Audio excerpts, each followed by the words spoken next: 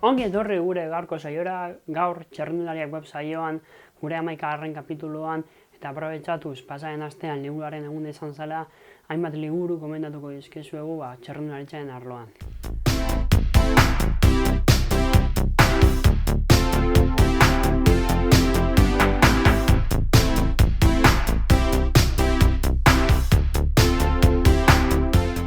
Baina hasteko, astero bezala, pasaren asteburuan Euskal Errepietan izan ditugun lasterketei buruz hitz egingo dizuegu. Batetik, larun batean, Lazkaon mendi proba izan genuen, abiatzen txapelketak baitan, eta bertan, eta dagoeneko denboraldi honetan ikusi dugun bezala, laboralkuntzako taldekideek erakustaldi bat eman zuten, beste bat, eta Unai Iribar eta Xabier Murias iritsi ziren bakarrik Lazkaomendiko helmugara. Lasterketa bizia izan zen, baina egia da Espainiako kopaka ere bazegoenez, asteburu honetan partiditza pixkat txikitu edo gutxienez mailaz jaitsi dela. Baina dena dela, Iribar eta Muriasek erakustaldi handia eman zuten Lazkaomendiren maldetan. Bestaldetik, igandean 3 proba izan genituen Euskal Herrian, batetik beran juniorrak ligatu ziren eta Hugo Aznarrek irabazi zuen. Bestaldetik, Arraspalditzan Euskal Herriko txapelketa ospatu zen kadete mailakoa, bertan Jokin Azkarainek eta Juran Garziak irabazi zuten, eta bestetik, eta importanteena, Espainiako kopako lehenengo proba izan genuen, emakumezkoen Espainiako koparen baitan lehenengo proba izan zen igartza sari nagusia, Beasainen, bertan kadeteek, juniorrek eta elite eta 23 urte zazpikoek parte hartu zuten, maila oso ona erakutsita, nabarmendu nahi dugu ia 500 txirrindulari parte hartu zutela, datu benetan pozgarria dela, txirrindulari askok esan ziguten inoiz zutela ikusten beste txirrindulari emakume karrera baten, eta benetan pozekoak zirela, albiste ona edo onena hori zalako, beste albiste onena zen behingoz emakumeen egutegia martxan jartzen dela, eta benetan modu ezin honean martxan jarri zen. Elite eta 23 urte zazpiko lasterketan, lasterketa bizi izan genuen eta mendateek erabaki zutena. Mendatetan normalean pasatzen dena gertatu zen, indartsuenak aurrera egin zuten. Eta bertan ibili ziren herrialde ezberdinetarako txirrindulariak Espainia mailako taldeetan. Azkenean, Bita Heine Norvegiarra iritsi zen lehenengo helmugara, bakarrik iritsi zen, Olaberrian jo eta gero. Atzetikan beste txekiar bat eta italiar bat iritsi ziren, eta laugarrena eta lehen euskalduna Idoia Eraso. Idoiak lasterketa ona egin zuen, oso ona esan behar dugu, lehenengo 23 urte zazpiko txirrindularia, aurreko tropelean ibili zana egun osoan zehar, ihesaldian sartu zen, portuetan kontrolatu zuen eta azkenean 23 urte zazpiko mailan irabazi zuen. Eta hurrengo asteari dagokionez, Euskal Herrian larun batean 2 Espainiako kopa izango ditugu, bat Santikutz Klasika Legazpin gizonezkoena eta bestea Balmaseran emakumezkoena. Legazpikoa goizan izango da eta emakumeena goiz eta atxalde izango da, baina lasterketa nagusia, elite eta 23 urte zazpikoena atxalde izango da. Beraz, guk aukera izango dugu bietan egoteko eta zuei bi bideoak eskaintzeko. Hortaz gain, abiatzen txapelketak bere azkeneko fasea hasiko du Urrakiko igoerarekin. Gogoratu, abiatzen txapelketan Imanol Alvarez dugula lider, Eizer taldeko txirrindularia, eta hurrengo asteburuko albiste nagusiena emakumeen euskaldun txapelketa martxan jarriko dela izango da, Barrundian izango da, eta 3 mailek parte hartuko dute, kadeteek, juniorrek eta elite eta 23 urte zazpikoek. Eta hortaz gain, juniorrek lasterketak izango dituzte bai Urduñan eta baita ere Zegaman, eta kadetek Arrondizen izango dute bere hitzordua. Beno, goazen gaurko gaiarekin, gaur liburuei buruz hitz egingo dizuegu, eta batez ere txirrindularitzari buruzko liburuei buruz. Badirudi oso esparru txikia dela, eta benetan hala da, literaturaren munduaren baitan, baina aukera eta eskaintza zabala dugu irakurtzeko bai euskaraz, bai gazteleraz, frantsesez eta ingelesez, eta hainbat hizkuntzetan irakurri daiteke bai jatorrez eta baita ere itzulita.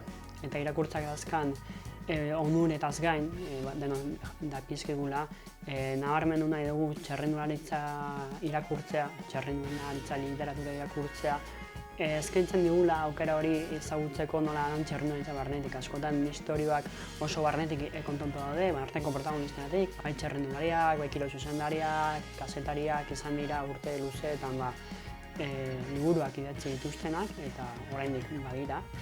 Eta horregatik aukera zinubena da gure kirola sakonetik ezagutzeko. Eta albiste honena da mota askotakoak eta publiko guztietarako momentuan dauden liburuak daudela. Badaude luzeak, eleberri modukoak, baita ere biografiak, historia kontatzen dituztena, elkarrizketa modukoak, inkluso argazki liburuak ditugu, denetarik eta esan dugun bezala, euskaraz daude, baita ere, eta noski gazteleraz eta erdaraz orokorren eskaintza zabala dago, baina euskaraz badago eskaintza ere, eta benetan aukera mordoa daukazu dela irakurtzeko txerrendularitzari buruz. Eta hasteko nabarmendu nahi egun bat, Guillaume Martin, Cofidis taldeko txerrendularia, urte hauetan turra eta buelta lehiatzen ibili den txerrendularia, eta oraindik ere lehiatzen dagoena, duela hilabete bat edo hilabete honetan itzulia lehiatzen ibili da. Beraz, goi mailako txerrendularia da, eta bera ikasiz filosofoa da eta liburu bat atera berri du. Sokrates bizikletan, Sokratesen bizikleta, Sokrates ofelo izena duena, eta benetan interesgarria da, guk oraindik ez dugu irakurri, baina atentzioa deitzen ari du, nola tratatzen dituen filosofia, bere ikasketa esparrua, eta txerrendularitza biak batu, eta nola eramaten duen bien nahaste hori bere buruan txerrenda gainen dagoenean.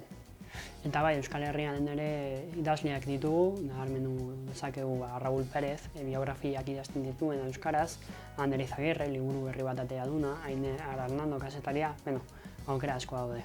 Eta baita ere, inkluso baditugu liburu etxeak txerrendularitzan espezializatutakoak.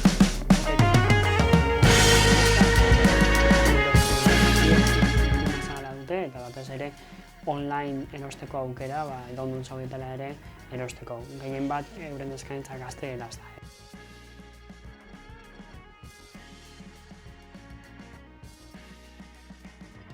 Eta orain bai guazen gomendatzera, guk esperientzagatik irakurri ditugun liburuak, eta batetik euskaraz idatzitakoak nabarmenduko ditugu, hemen ditugu, esan bezala Raúl Pérezek idatzitako bibliografia, batetik Jacques Anquetil txerrendulari frantziarrena eta bestea Fausto Coppi txerrendulari italiarrena.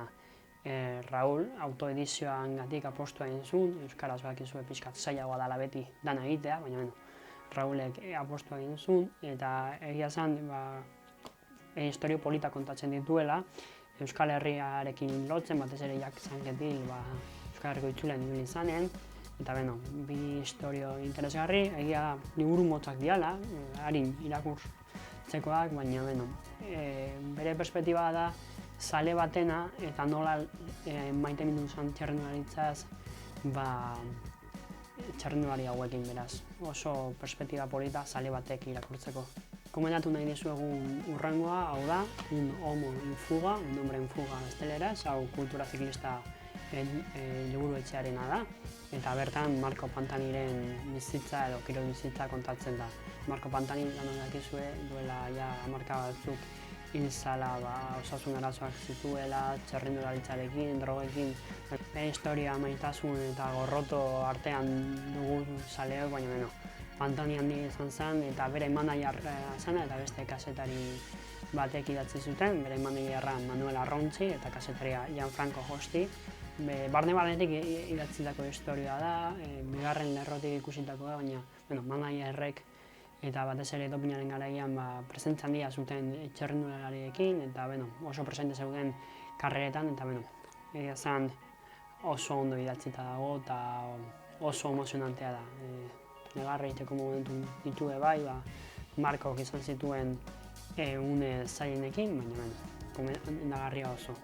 Hurrengo liburua ere Euskal Herritar batek idatzi du, Aine Hernando kazetariak Por amor al ciclismo liburua idatzi zuen duela urte batzuk, kultura ziklistak ere atera eta liburu hau esan zeku dela elkarrizketa formatu duela. Elkarrizketa biografikoa, baina motzean, kapitulo dazka eta kapitulo bakoitzan txerrendulari modernoetako bat ezagutu dezakegu. Tartean Valverde, Contador, Froome, goi mailako txerrendulariak ezagutu ditzazkegu, baina euren garaipenetaz gain eta bere bizitzan edo kirol bizitzan indutenaz gain, txikitatik mundik datozen eta nola sortu diren txirrindulari bezala, batez ere gomendagarria Froomen bizitza ezagutzea, bakizue Froome Afrikan jaioa eta hazia dela, eta nola atera zen, nola etorri zen Europara txirrindulari jatzeko eta nola hasi zen batez ere Afrikan, benetan celebrea eta diferentea delako. Hurrengo liburua eta hau niretzat gomendagarriena da eta gehien gustatu zaitena da urte luzetan, ditzen da Racing Through the Dark, pedaleando en la oscuridad gazteleraz. David Millarrek lehenengo pertsonan idatzi zuena.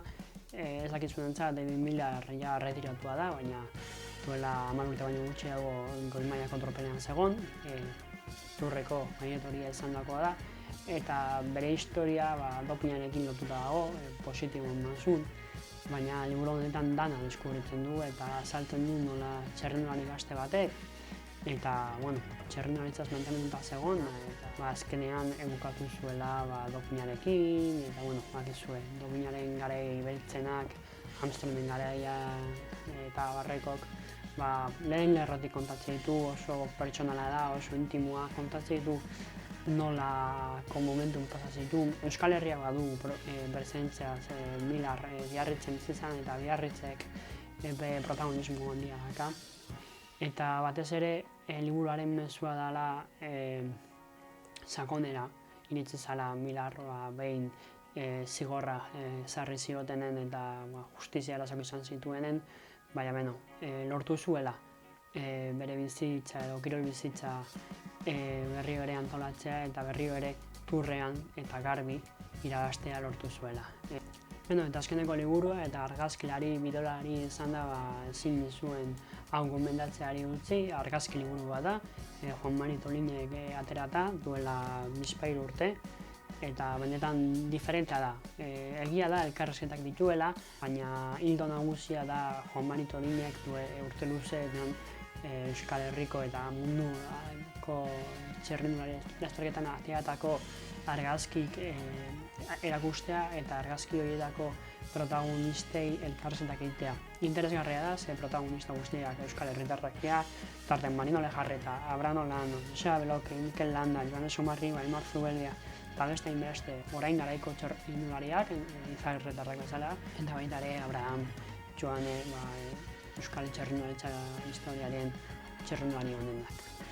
Beraz, benetan gomendatzen dizuet polita da, formatu diferente bada, argazki dialako gehien bat historia kontatzen dutenak, eta oso polita da, oso formatu ezberdina, eta gure txirrindulari maiteak ezagutzeko beste modu bat. Eta behin bukatuta, ez genuen aukera galdu nahi, eta txirrindulariei galdetu diegu ze liburu gustatzen zaizkien irakurtzeko txirrindularitzari buruz, edo gustatzen zaizkien irakurtzea, zagian txirrindularitzaz nekatzen dira hainbeste irakurrita entrenatuta eta bar, baina hainbatekin hitz egin genuen eta hau esan ziguten. Plomo en los bolsillos. Norena? Ez dakit. Zergatik? Interesgarria, pixkat txirrindularitzan historia kontatzeu eta horrexegatik. Bueno, pues mira que estaba leyendo, no me acuerdo cómo se llama, pero es de la historia de Eddy Merckx.